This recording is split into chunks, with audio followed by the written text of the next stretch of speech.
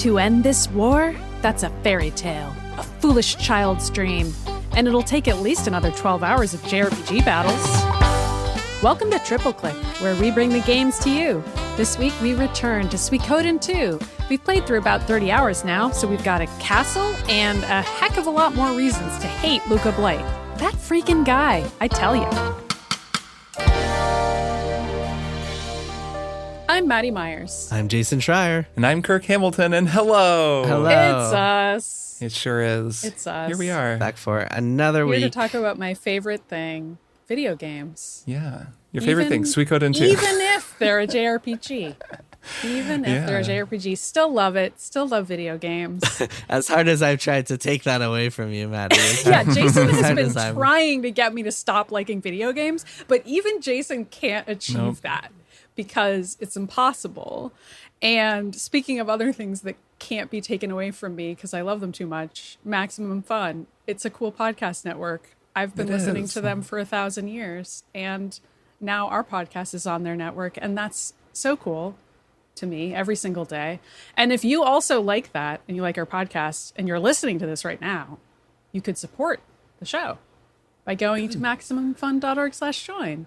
It's the truth. Like, let's say you did that. Let's say you open up the old wallet, entered in your card number, whatever, your personal information. Don't send that to us, of course. Just enter it into that URL. And then once you're throwing $5 on the pile every month, you would get a bonus episode. And this month you would get one about Elden Ring, which we've never talked about before.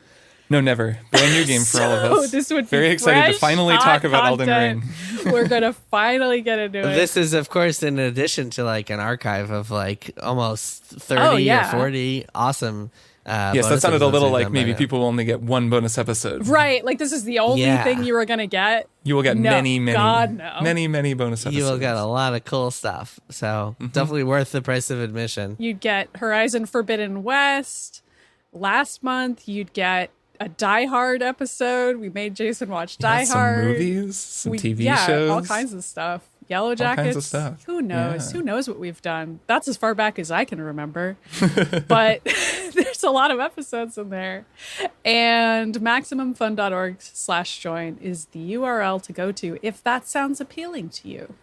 Yeah. But if it doesn't, that's okay too. You can stay, I guess.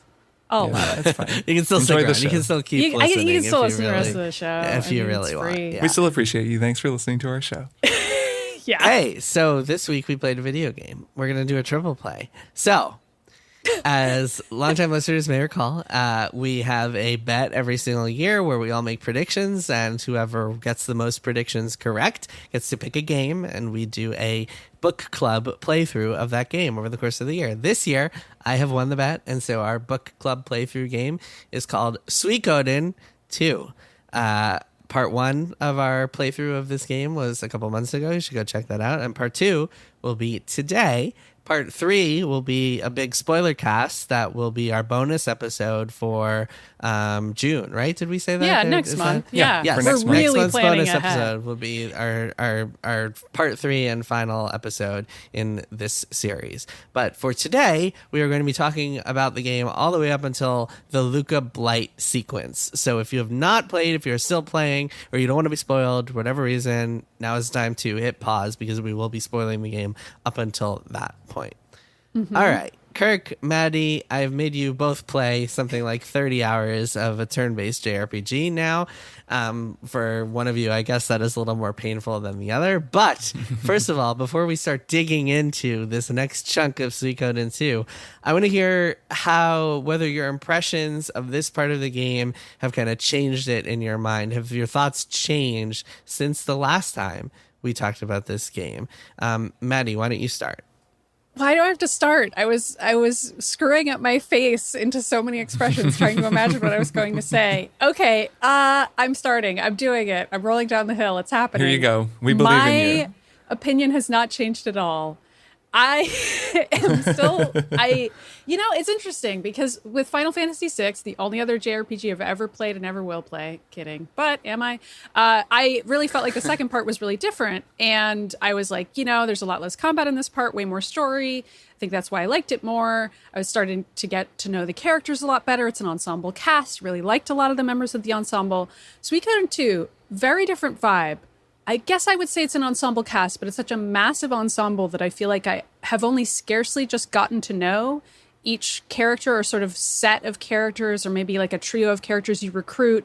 And then just as I've gotten to know them, their story ends and they get folded into the massive Rolodex of all of Ryu and Nanami's best friends, the many members of their army that they're recruiting. And of course, I can add them to my battle. I can still get to know them a little bit more, but each of the individual stories is so short and minimalist then that it's kind of hard for me to feel like I'm really absorbed into this world fully. And I get that that's just part of the structure of this game, but it means that the individual moments that I enjoy, there aren't that much of them, or they don't last very long. And then it's on to something else that I might not like, but there were some parts I liked, but I wouldn't say there were way more parts I liked in this section than in the first section. It was kind of more of the same, but that's also not a bad thing because it wasn't worse. So in a way, so that's a win. Okay. That's a win. I like that I have a castle now.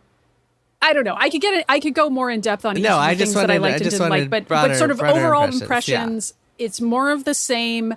I do feel like I've gotten better at the combat and better at like general game organization and knowing when and if to use fast forward. And that has improved my experience, but that's a me thing, not a game change thing. So I would say I'm a stronger person because I've been playing Suikoden 2. I'm improved by it. Okay. And as an academic exercise, I do feel like I'm learning a lot about, a historical game that matters to a lot of people, even if it's not to my taste. So I do like that I'm learning. Kirk, how have your thoughts changed? If at all. I mean, I don't know. Like I was kind of mixed, but having a good enough time with this game the first time through that first act that we played through and talked about a couple months ago. And I think, let me think. So I think the game is at its strongest at this point, the point that we've been playing through. So I've enjoyed this the most just structurally. I think the nonlinear structure, the fact that you're given so much more freedom, you kind of just have this open remit to go and recruit people, and then you can do story quests whenever you want, where the first part of the game is this kind of breathless, relentless, almost chase sequence as you're being chased by the Highland Army from place to place to place. I thought that was effective in a way, narratively, in the first act, that feeling of constantly being under pressure, constantly being attacked, and thought it worked well enough, even though it was a little bit of a just kind of stressful, relentless experience, where it's much more relaxed now because you have a castle, you have a base of operations, you can kind of play at your own pace, which I enjoyed. And that ties in with the way that I played this part of the game, which I also found to be more enjoyable. I tried really hard in that first chunk not to hold the way that I played the game against it.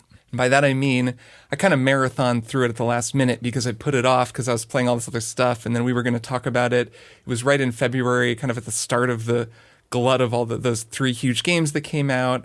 And so I was like, oh, God, I'm just playing more Suikoden. I'm trying to crank through it over the weekend so we can talk about it. And I was aware that was not an ideal way to play a game like this. So I was going to pains to kind of not be grumpy at the game just because of that. So this time I really paced it out. I'm playing it on Steam Deck now, which is a much more, kind of appealing way to play a game like this that's sort of repetitive and doesn't need a lot of, visual support from the system. So it's nice to play on a handheld.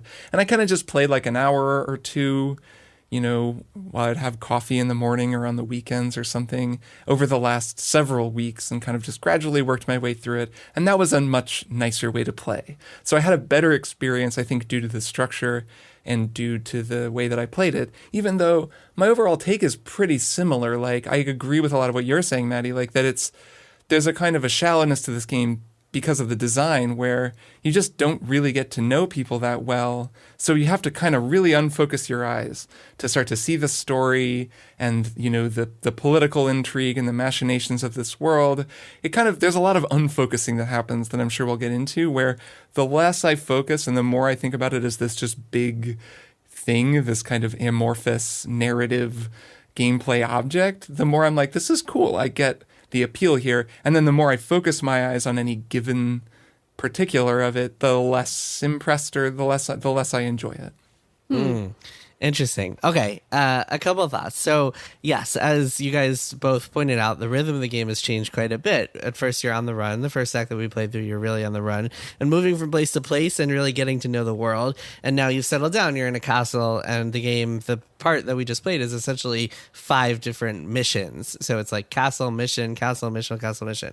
So I think that, like, playing this in 2022 after not having played it for a while and having first played it in 1998 or whenever it came out, I think that it's kind of playing it today does it a disservice for a couple of different reasons. First of all, because if you played it as a kid the way that I did, and you played it kind of on its own pace and on its own terms, you're having a very different experience, because instead of just like following a walkthrough the way you guys did and just kind of going through to hit plot points, you were taking a lot more time to just like explore and look for recruits and like, oh, hey, I'm going to go back to this city because I can definitely imagine that being. I used to have this rhythm when I played this growing up. Every time I played a new Suikoden game growing up, whenever you get the castle, I would go on a mission, and then as soon as when the mission ended, instead of just like heading right to the war room for the next mission, I would circle the entire castle, talk to everybody, play some mini games,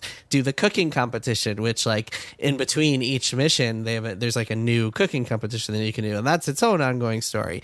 Then I would head over to like South Window and say, oh, hey, look, this guy is here now. This guy in red has popped up here. What's his deal? And there was something super exciting about just kind of organically discovering these things. And oftentimes what these games are very good at doing is like sticking characters in places that you wouldn't think to revisit, or like you would have to go revisit to go find them, like going all the way back to the Mercenaries Fortress to find the character Templeton and stuff like that. That I always found super compelling.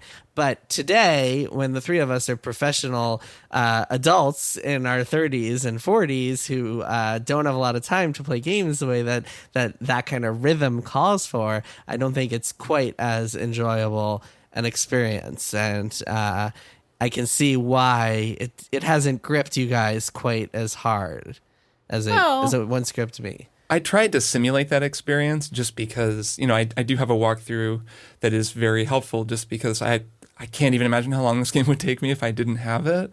So I use it quite a bit. It's very, very useful at GameFAQs, one of those all-text walkthroughs we talked about a couple weeks ago. But there were a few times where I just sort of let myself go and was like, I'm just going to wander around and try to recruit some people, because I now know that I'm at the point of the game where I'm not going to miss people. I don't have to worry too much. There were only a few things I found stressful. We'll maybe talk about in a little bit. But, mostly I was like, it's fine. I can just walk around. If I find somebody and recruit them, cool. Then I can do that. And that was cool, because I could imagine that experience you're talking about, where it's like, let's just go to South Window and see what's going on. And you go to South Window and, oh, hey, there's a character I didn't see there before. There's, Clyde, and he's in his cloak and he's kind of hidden. And if I go and talk to him, I can recruit him. And whoa, now I have Clyde in my party. And so, I can definitely imagine how that works, even though, right, it was practically impossible for me to recreate that experience for the entirety of the time playing it. And then there are two other things here that I think are important kind of innovations for the time that maybe aren't as easy to appreciate now. One is that there had been nothing like this before, where you had your own base of operations. Like nowadays we see it in a lot of games. You see it in Horizon Forbidden West. You see it in Dragon Age. You see it in Mass Effect. This had not happened before. I have to mention Assassin's Creed 3, just in case Stephen Totello is listening. Assassin's Creed 3. Assassin's Creed 3, the Homestead missions. Well, Fire Emblem Three Houses is my point of comparison. For sure. It's a game that does it really well. You talk to everybody at your base. And the fact that your base is constantly evolving and growing, there are different levels of it. And like you walk through and you'll see rooms under construction that then turn into actual rooms. Like all this stuff was mind blowing at the time. The second thing, and this is going to make you guys both groan, but it is what it is.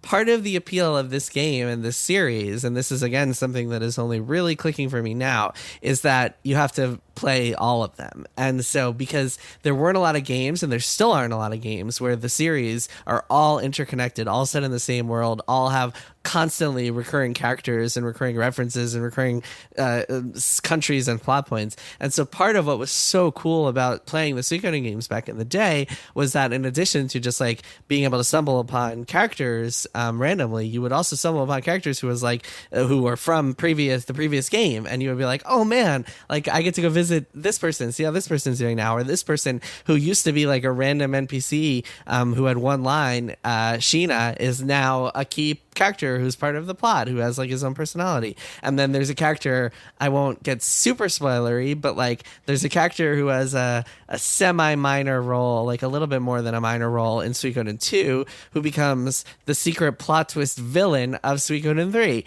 And the giant, all the like the kind of red string connections are another thing that is really appealing about these games that I think you have to just really commit yourself, unfortunately, to appreciate. And again, that's something that would have been easier to do if we were all 12 years old right now.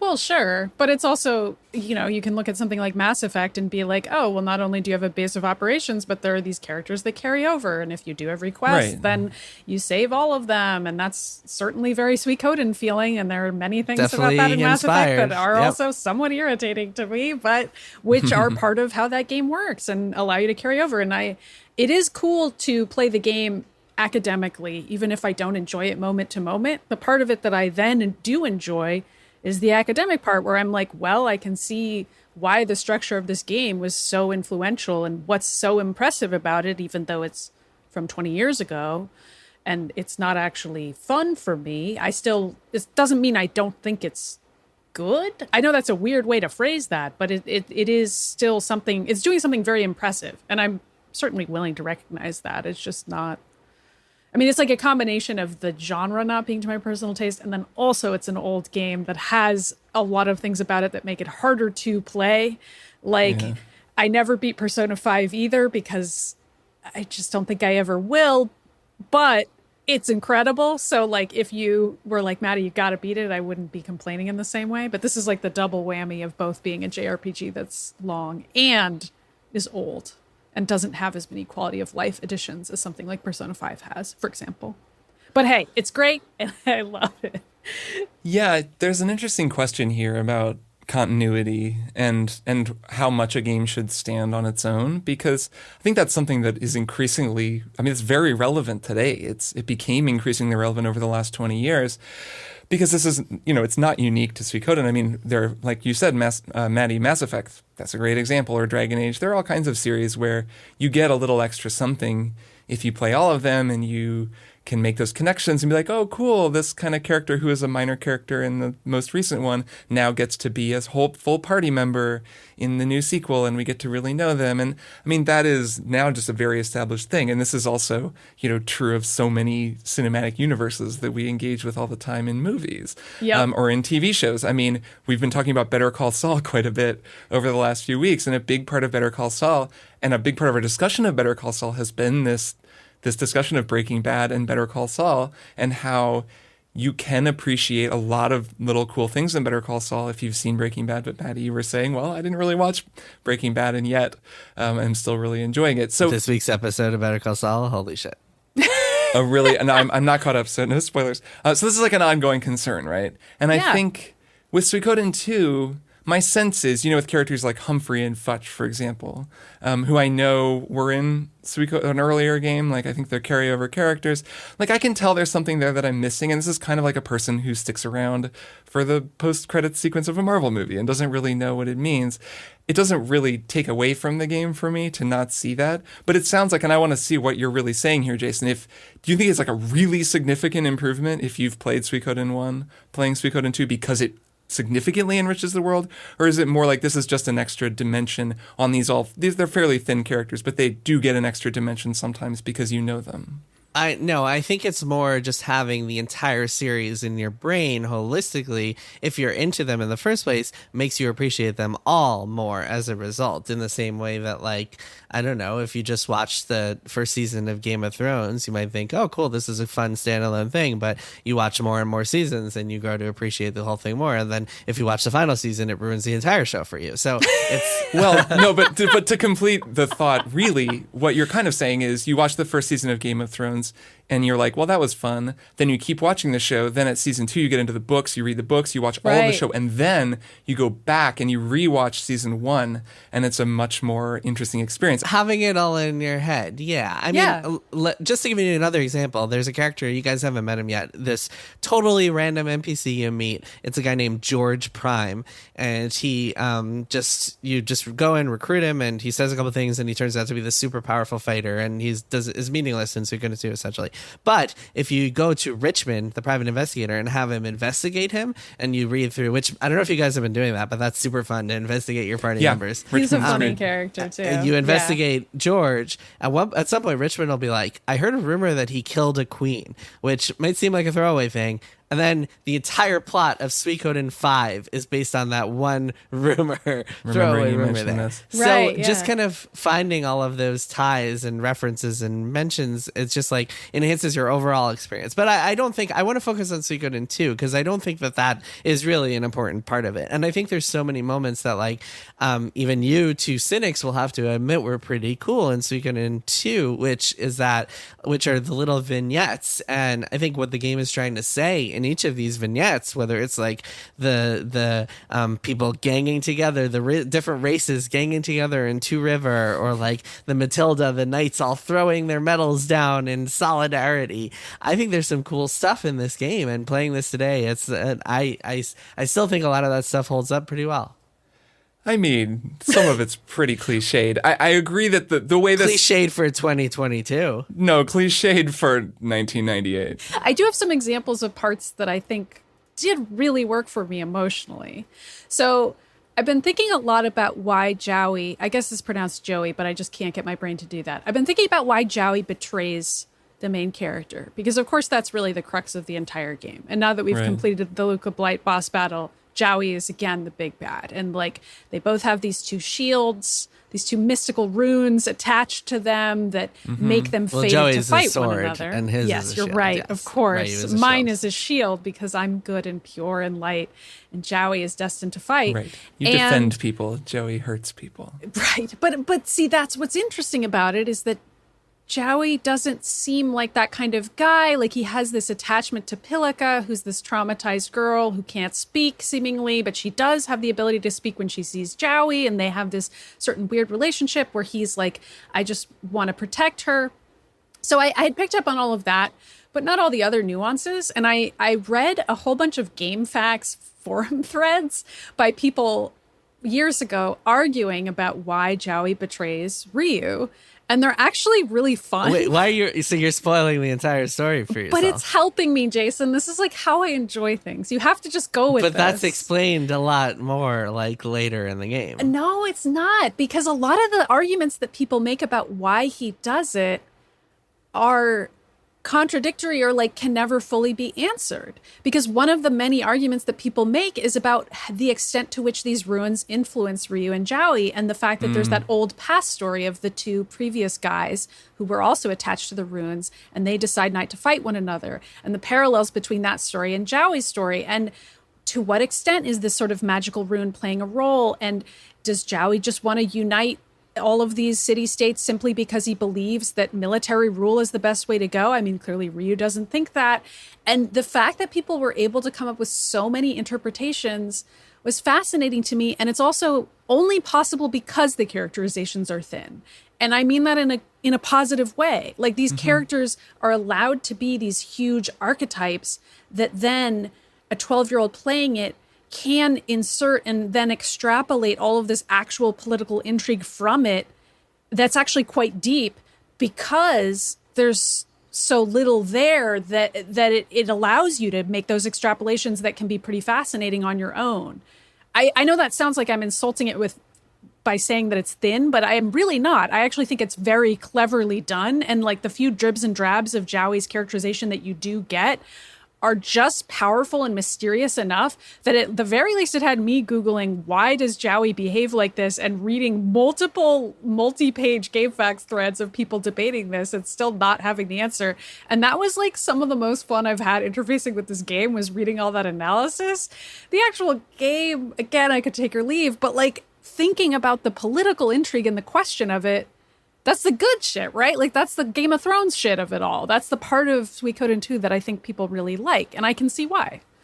Yeah, I mean, it's the less is more approach to fantasy writing. We're about to talk about Elden Ring, and I've been taking all of these notes, but so much of that game is just filling in the spaces between bits of information. Obviously, there's a lot more going on there, but it's a similar idea. I don't know, is there? I mean... Well... I can see the similarities, honestly. So yeah. That I mean, I'm comparing them. Yeah, I'm saying they're very similar. Like it's similar to what you're talking about. That a lot of the fun is in asking questions and in figuring out what you think happened, which is not unique to video games or these two video games. Like it's a lot of great storytelling works this way. So I don't think that sounds to me, at least, like you're insulting the game, because there's something that you talked about last time, Maddy, about literacy and JRPG literacy, and how we were specifically talking about the sort of the abysmal localization of this game, which continues to be true of this part that we played. There's just a lot of just pretty bad writing or pretty bad localization. It's a lot of exclamation points. They really like exclamation points. Yeah, they also like the stutter, the what? Like there's a lot of that. But but even that kind of stuff, like there's this sort of literacy that your brain develops over the course of playing this game, where the focusing and unfocusing I was talking about, I find myself unfocusing on the dialogue. I move through it pretty quickly because I'm getting the gist of what's happening. I'm not reading over every sentence, which is kind of, means that I'm skipping all the grammatical issues and all of the kind of weird nonsense. And I'm just getting the gist of what's going on. And then that's forming in my mind the story that is unfolding. And that's a cool story when you zoom out and get away from that stuff. So it's kind of similar where you're looking at, there are these particulars that we're being told, but if you don't focus too much on the particulars and just focus on the spaces between them, and you start to unfocus and those spaces go away and the points become these unfocused points that are kind of touching one another, and soon you have like fleshed out characters and a fleshed out world. And I do think that that's cool. I think that could be said of a lot of JRPGs of this era, but it's certainly true of this game because there's so many characters, because it's such a complicated world with so many moving parts, and they're all so these little points that when you unfocus, they become a lot bigger. And I even liked the scene where Luca Blight poisons the king, or sort of allows Jowie to poison the king. I guess it's sort of debatable as to which of them is truly responsible for that moment, which is another thing that people debate quite a bit, by the way, which I also think is very fun because that scene is so minimal. There's so little dialogue there. And it's also the most you ever learn about Luca Blight as a person. He's just sort of depicted as this black and white evil guy who's always saying ha ha ha over and over again with a lot of exclamation points. And, it's hard for me to really care about a villain like that. But this one scene, he has this sort of mysterious line about what happened to him and his mother, which many people have extrapolated, apparently based on the Japanese translation, as being a reference to his mother having been raped and his father running away in fear rather than preventing the rape of his mother. And that rape leading to Gilia being born. That's her name, right? Princess Gilia. And so then, in the end of that scene, the only way you could really piece that together as an English speaker is that Lucas says to Gilia, he's not really your father. Like, it's just one line that he says to her. And in the moment, I was like, is that figurative? Like, I just assumed it was him just saying, like, oh, he hasn't really been a father to us. Why are you crying? He's not been a paternal figure in our lives. But it could also be literally true that she's just his half sister. And like the fact that that's so minimal, I mean, I had heard just from, reading all these threads, because I don't care about spoilers, obviously, that there was going to be some type of rape backstory with Luca Blight, and I was really dreading it. But in practice, it's quite minimalist, and you really have to dig for it. So I'm like, that's actually pretty impressive. Like, this is a game that a kid could play and certainly be horrified by some of the violence in it. But an adult might look at that scene and be like, what are these mysterious lines between these characters? What exactly is going on here? And there's more to uncover. And I thought that was cool too. I like the restraint there. It's so funny hearing you guys talk and kind of justify what is really the game's biggest flaw, which is just this incomprehensible translation. And like, Well, this yeah. game is not like it's this game would be far better if you didn't have to like skim lines and if you could actually just read dialogue. That scene would still be short, though, even if it were written more clearly. I'm not talking about that specifically as much as just the game as a whole being like the writing being incomprehensible in this game in a lot of ways. I think that takes away from it. Well, I'm not justifying the bad translation. I'm saying that the bad translation cannot disguise what is ultimately a well put together story. I'm saying that the story works despite the translation, and the unfocusing that I'm talking about is something that I'm doing in order to see the story instead of the translation, to see the forest for the trees. Right. Yeah, no, I know. It's just, it's funny to view that as an artistic interpretation when it's like actually just a fuck up. No, I mean, it's not an artistic interpretation. It's a way of seeing the story beneath the translation. Yeah, or seeing through it somehow. My artistic interpretation is just pretty limited to that story because my artistic interpretation of the translation is it's bad. And that's not that interesting. Yeah. Sure. Also, Jason, I agree with you. The part where the soldiers all throw their badges down and they join you is pretty badass, even if it is cliche. There's stuff that we talked about this some when talking about the first half, but this remains true that just the technological capabilities of the PlayStation 1 make it possible for there to be a lot of really cool bespoke animations, like unique sequences where people do things, the blood, when the king is killed, the throwing, these unique animations. They're really cool. And like the Nami throwing you into the wall and like, or like Luca Blight's entire death sequence, the arrows flying down and killing the men around him, like all of that. I mean, it is a really striking looking game quite a bit. There's a lot of cool stuff. And the context here, remember, is that this is when a lot of 3D games were coming out. Most JRPGs and most PlayStation games were 3D. This is one of the rare 2D ones, which is one of the reasons it didn't sell so well, but it looks way better today than Final Fantasy VII or Final Fantasy VIII. Like it looks incredible compared to those it's like games. The hand-drawn versus early CGI animation. Exactly. Yeah, that Ghost Wolf was all practical effects. That was really staged and used. It was just all puppet. Yeah. So have you guys been playing around with different character combinations and unite attacks and runes and stuff that? I have a ton. I don't know. It looks like Kirk has I haven't a ton. I've played with a ton of different characters, but part of that is because I'll kind of get attached to people after I recruit them, and I'll be like, well, I want to keep hanging out with this person a little bit. I feel like I just finally got to know them. And then I'll hang out with them for a little while, and then I'll be like, well, I didn't really get to know them that well, just fighting with them, and then I'm disappointed. But then I get to know somebody else, and I'm like, but they seem cool. I'll fight with them for a little while. So I've been doing a lot of that. And then also discovering that some of the characters are not very good in battle, which I don't know. I mean, there's so many characters that some of them definitely are stronger than others or like have their own strengths and weaknesses and so on. It's funny. It's actually, you can, because of the rune system and the weapon sharpening system, like you can make everybody pretty powerful, but yes, definitely some are better than others. That's for sure. I always liked using Hi-Yo and smacking people around with the chef's pan. Maddy, to your point, that's always been one of the reasons that no other game or series has done what Suikoden does, where you recruit 100 plus characters, is because it's impossible to give everybody depth when you have that kind of breadth, when you have that kind of like when you have those numbers. And I'm very curious to see, like, it's in a modern game, you would go around in the castle and you would talk to people and they would always be saying different things, or like they would all have their own side quests and you would get to know each of them. I'm very curious to see how Eiyuden Chronicles, which is going to be the spiritual successor to this game by Yoshitaka Murayama, the director who created it, who created Suikoden. I'm very curious to see what kind of approach that takes, because it feels like a very not modern thing to have all these characters who, some of whom just have zero personality or traits other than just like, I am a kobold dude who speaks like a baby. There's been a shift, toward, I don't want to say quality over quantity. Well, depth over breadth. Depth over breadth, there you go. With, BioWare games and games of that structure.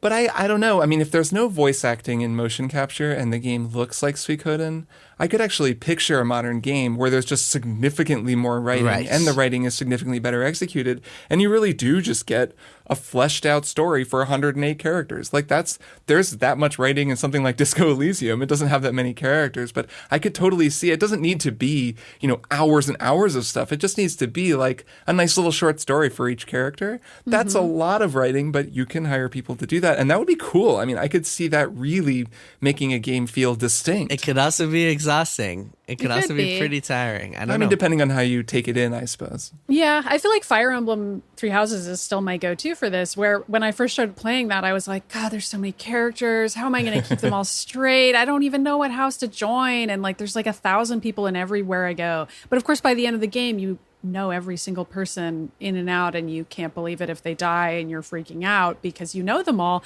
And of course, that's fewer characters.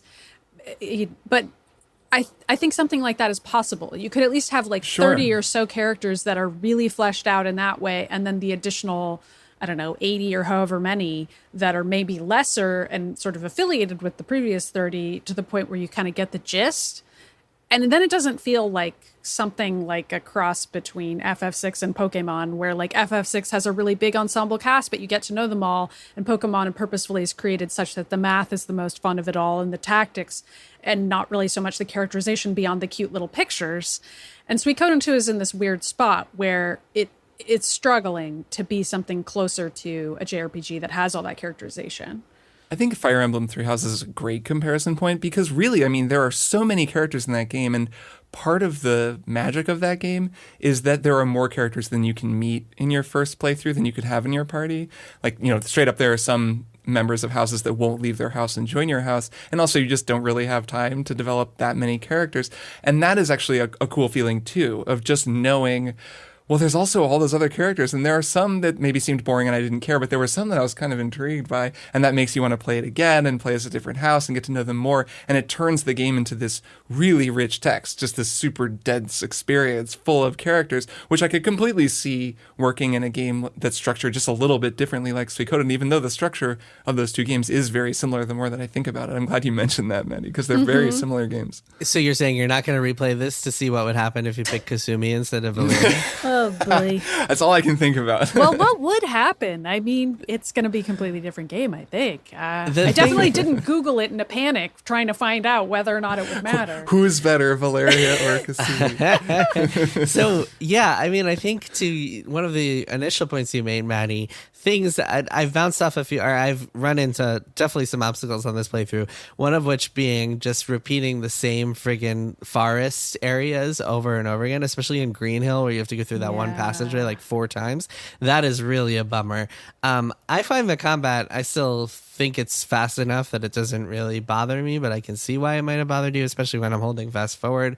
The bosses sometimes take a little too long, so I can see why some of these kind of like turn-based JRPG things bother you a little bit. But I find that the unites and the ruins and experimenting with new characters, all that stuff kind of makes it enjoyable, at least for me, to be fighting some of these random encounters, as repetitive as they can be sometimes.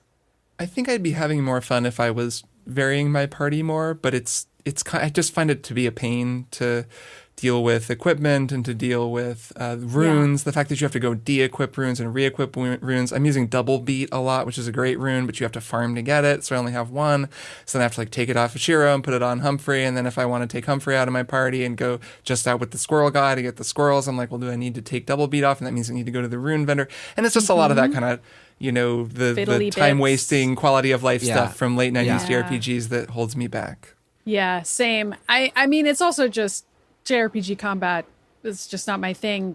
But I can certainly recognize the parts of it that are fun. I always like it when I just so happen to discover a new Unite attack because of the characters that I've put together, even if it's not a very good one. I'm just like, oh, sick, a new Unite attack. I mean, that's exciting in and of itself.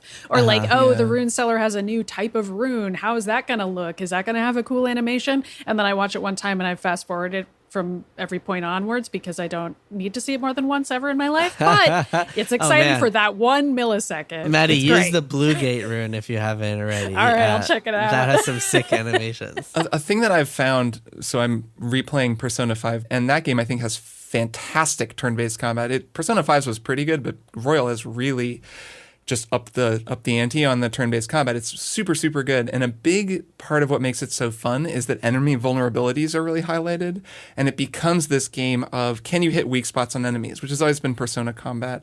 You're really incentivized to hit those weak spots. So you want to decode the enemy, find the weak spot, figure out how to arrange your party's attacks so that you're hitting the weak spots in order, getting these like these really satisfying domino sequences. And that works super well. It's like my favorite turn-based combat that I've done since I can remember in this style, not in like a tactics, Fire Emblem style, sort of a different thing, or XCOM or whatever. And playing this game, I think that a lot of that stuff is in Suikoden II. The same weaknesses, those same strategies, but they're not quite foregrounded in a way where like the interface is telling me when I'm really pulling off the right moves, so I can't really tell. And a lot of times I'm just over leveled and I'm kind of steamrolling enemies. So I don't have that moment to moment kind of, friction with the game where I'm feeling like I'm really involved in the combat. So it kind of just skates by me and I don't really notice it, both because it's not telling me what's going on and because it just sort of goes so quickly a lot of the time. Mm-hmm. All right. Before we go, there's one more thing we have to discuss, and I'm gonna read you guys a couple of quotes. Okay. Great. It took hundreds to kill me, but I killed humans by the thousands. Look at me. I am sublime. I am the true face of evil.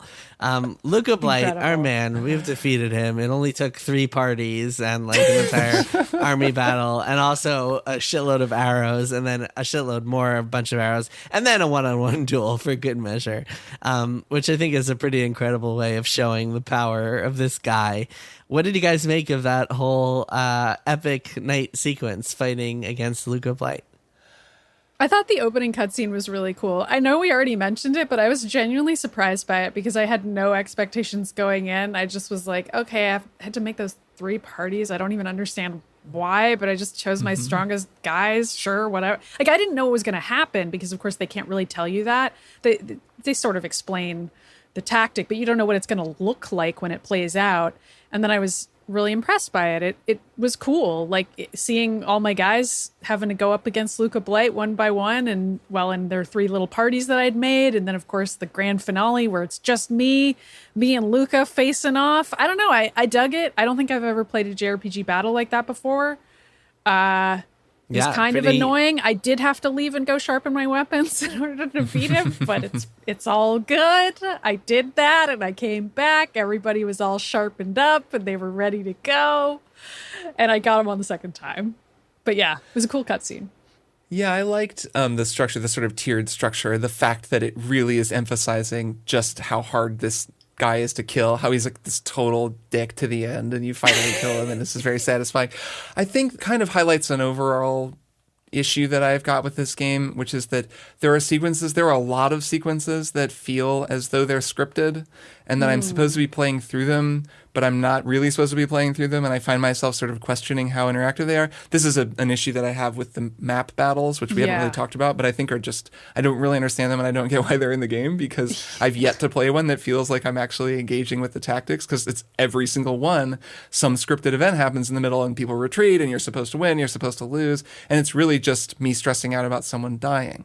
So this felt kind of similar to that, in that I was not sure what I was supposed to be doing. I wasn't even sure if the first 2 parties mattered. They only kind of do because they can lower his health a little bit. But my third party was my hitter party with Humphrey, who can just like solo Luca Blight. So that party was all that really mattered. So then I looked back on it and it was kind of the same question of, well, I did a lot of work putting these parties together and played through this whole sequence, but really this was kind of just a foregone conclusion. So it's like, it's cool in its presentation. It's well put together, but it does kind of emphasize an issue that I have with just how the set pieces are designed in this game, where they don't quite feel interactive enough to me a lot of the time. Well, no, I mean, what's happening there behind the scenes is that your guys are softening him, and the damage you do to him in the first 2 battles carries over to the last. Yeah, that's what I said. But my first 2 parties, I didn't even care. I just sort of let them get wiped, and it didn't matter because my third party was so strong. I mean, I know that that's how it works, but it didn't really make a difference to me. But in theory, if you don't have an overpowered third party, it might actually make a difference. difference if you're doing enough damage in the first two parties. That's the idea of it. Right, but the end of the battle is a foregone conclusion. It's just going to be these three fights. You know what I'm saying? It's similar to the map battles, and it's just we're all being funneled toward this thing. The two parties are probably going to lose. They're going to lose no matter what eventually, and then the third party is the only one that can beat him. Like there's a lot of like sort of walls put up. You can't beat him in the first phase. You know, you can't, like, you have to get all the way through the whole thing because they want you to have the set piece experience, which I get, but also leaves it feeling a little bit like I've been railroaded yet again when the game has already been doing that a lot through every set piece basically up till now. Well, then you got to get to your epic one-on-one duel where you finally get on top of the dude. Very satisfying. Which is fun. There aren't a lot of, I've noticed that one-on-one duels are kind of a thing throughout all of Suikoden. Every game has that mechanic.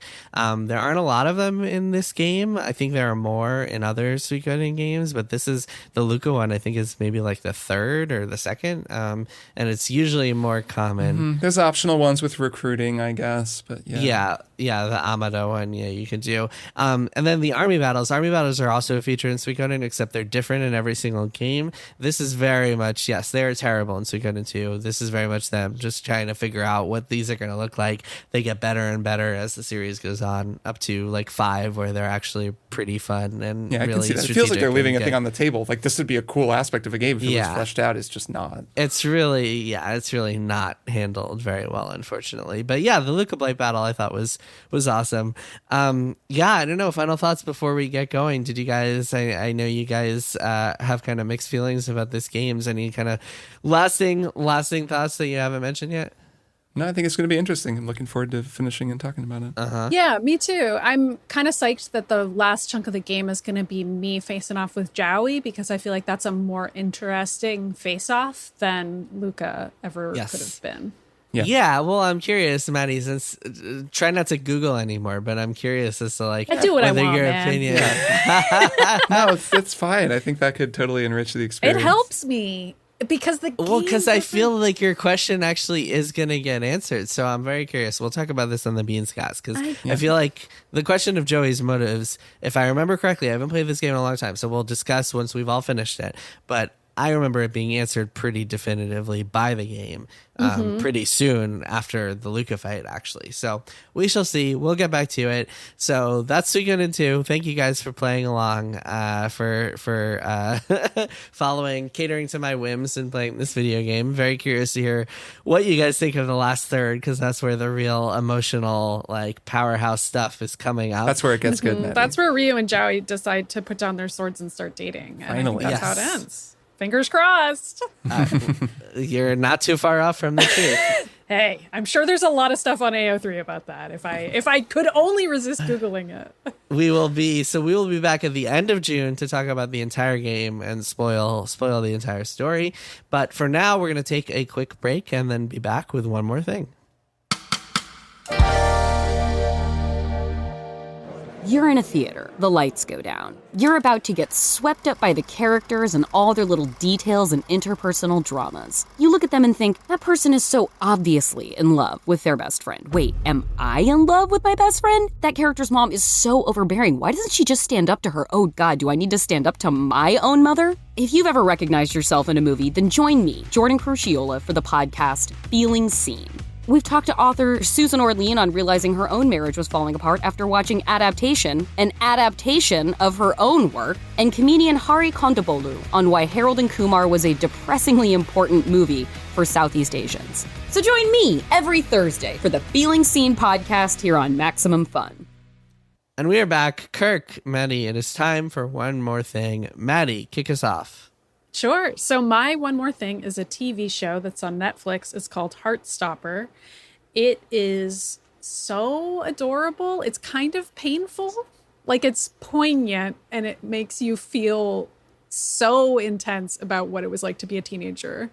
It is Even about just teenagers. The key art for this show is and they poignant. insisted on casting teenagers, and it just like fills you with both the cringe and also the like intense sympathy that you would have for teenagers.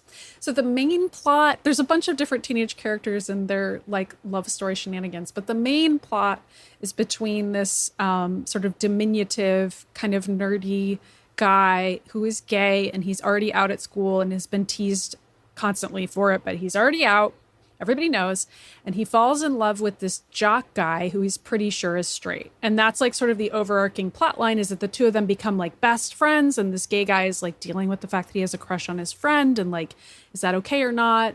And it's such a simple plot. Like, really, if I were to go over the actual plot of the show, nothing happens really. It's not twists and turns. It's not Game of Thrones. Like, almost nothing happens in each episode. And yet it is such a nail biter because there's so many awkward or just incredibly poignant moments that are super relatable. I think whether you're straight or gay or whatever, it's like, just, it takes you back there. You're like, oh my God, like, remember pining after someone and not being able to say anything to them, and like it just takes over your entire life and it's all you can think about.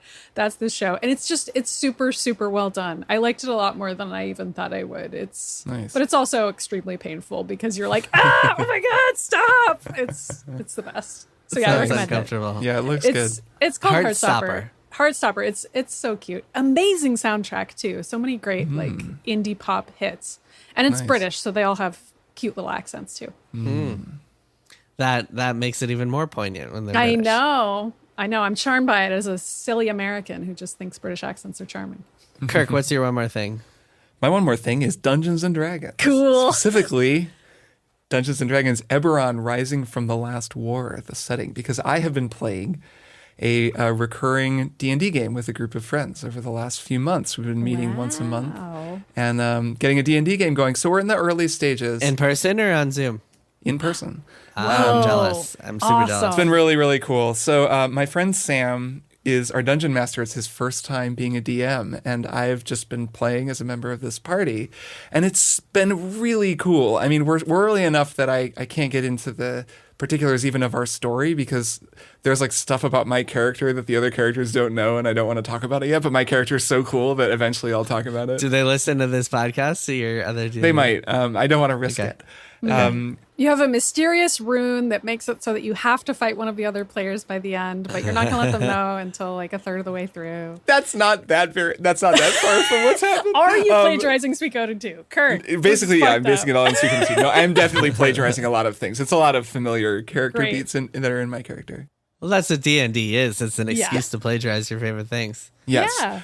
But it's been so much fun. And I wanted to sort of mention it and mention that I've been doing it. So Eberron is a setting. You know how D&D has these settings that you can buy. And I've been reading through the Eberron book. We've played a couple of sessions and I'd read a little bit, I knew a little bit. Now I'm like, okay, I need to actually learn what the hell is going on in this world because I need to embody a character who lives there. And that alone has proved to be a very interesting challenge because I can't just sort of roll through it and make decisions the way you do in a video game and then read the codex if I want to, because like my character needs to be making decisions based on politics and commerce and what's happening in the city of Sharn. And I'm like, okay, well, I kind of know Sharn because Sam showed us this map at the beginning of the session, but I need to go and actually look at the map and figure out where I live and like make all of these decisions that will then inform what I'm doing in the moment.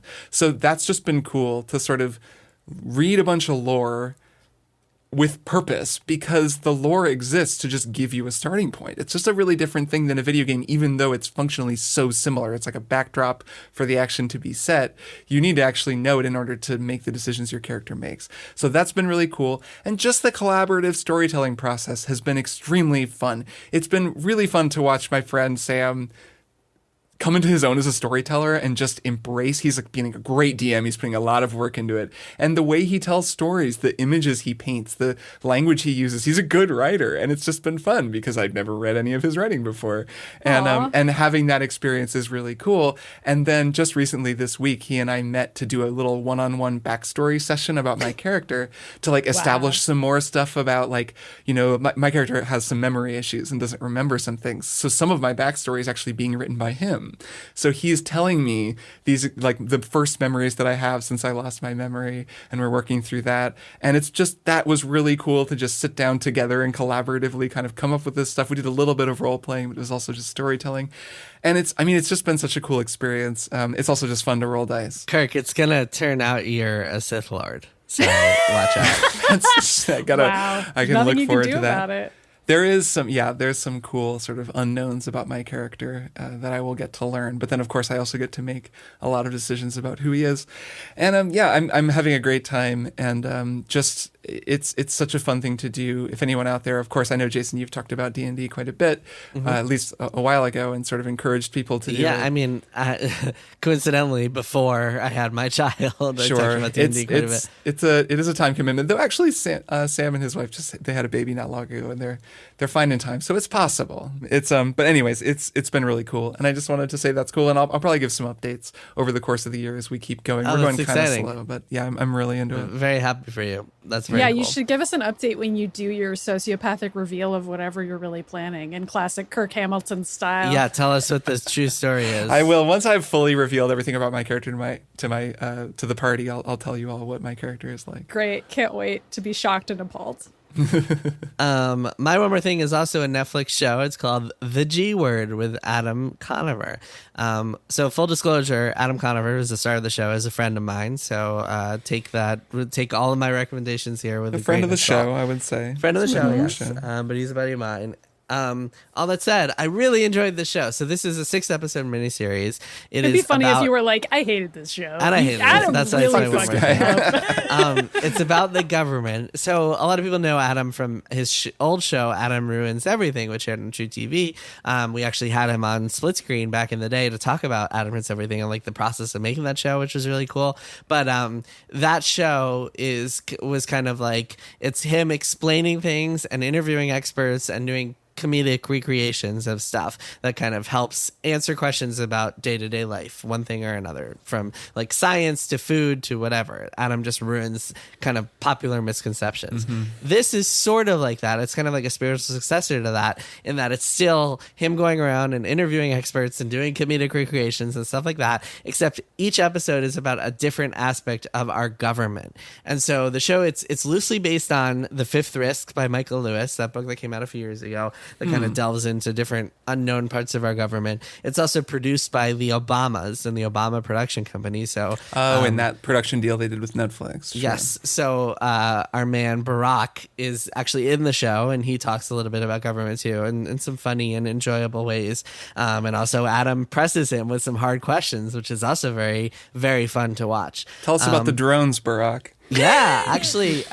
I don't know if that comes up specifically, but he does push him on some stuff. And drones are mentioned in the show. And so the show is like, it's like equal parts looks at like these parts of government that are inspiring and amazing and make you think, wow, like really there's some cool stuff going on here that I didn't know about. And also failures and horrifying things that our government just like lets us down on a day-to-day basis. So like, it might be one episode is about food, and like there's some really interesting looks at like the way food safety works. Another episode looks at like how our weather is tracked and GPS. I thought you were going to say how the weather is decided by the government. How it's controlled by weather satellites. How it's controlled by the Jews, and how.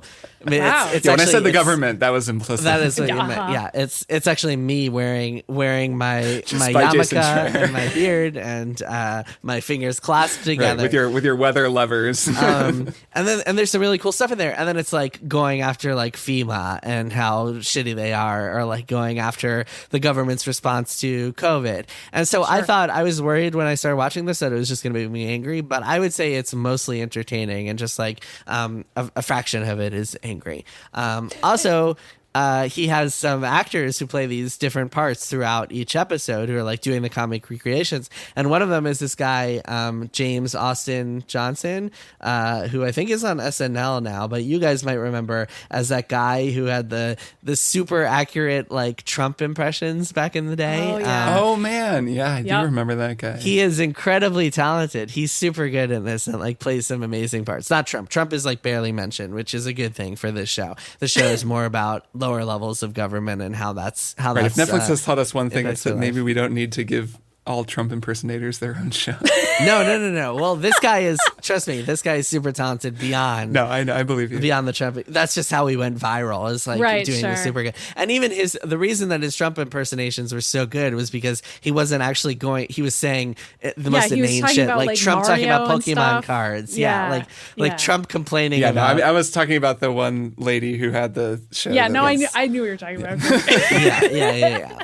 Anyway, the G Word with Adam Conover, I highly recommend it. Again, I'm friends with Adam, so take this with a grain of salt, but I really enjoyed watching it. It's on Netflix. So you say you're friends with a famous Adam Conover. Is that what we're getting, Jason? Yeah, I mean, I'm also friends with the famous Kirk Hamilton, but I don't brag about it to everybody I see. That's true. You have to disclose every time you recommend one of my shows. Yeah, every time I recommend strong songs, full disclosure. Every time we talk about strong songs, I have to be like, well, now I'm friends with Kirk, so who can say if it's good or not? The important thing here, Jason Schreier, friends with Adam Conover. Well, actually, I forgot to mention, I'm friends with Barack Obama, so friends with Barack Obama. So take this recommendation with a grain of salt.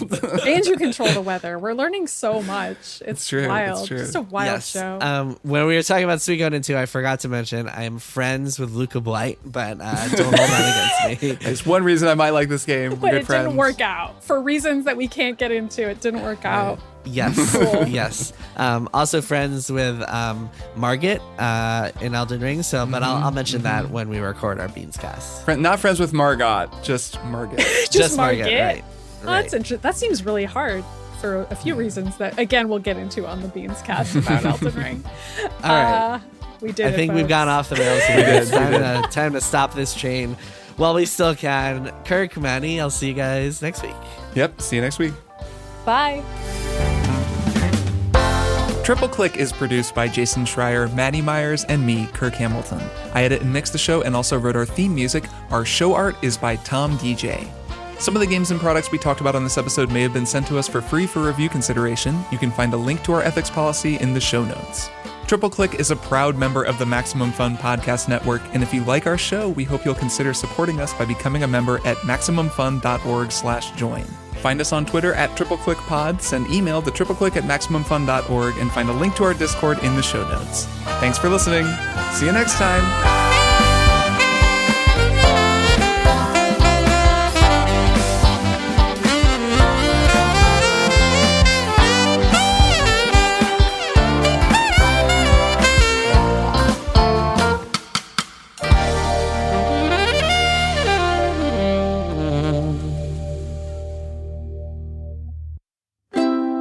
MaximumFun.org. Comedy and culture. Artist owned, audience supported.